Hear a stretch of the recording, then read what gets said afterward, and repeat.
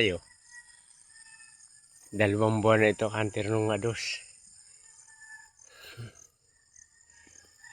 Ala. Ang laki na kanter. Ang ganda na. Malaki na siya. Ito yung nanay niya. Tingnan nyo naman kanter. Ang ganda. Magandang bulas talaga si Tisay. Ops. Magandang bulas si Tisay. 2 buwan siya nung ados.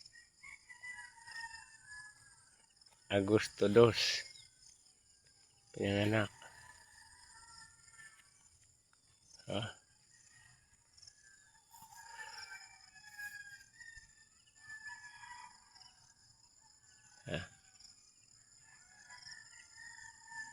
Ganda na kanter.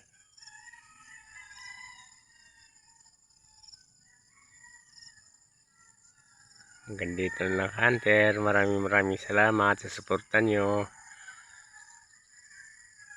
Shout out sa inyong lahat dyan.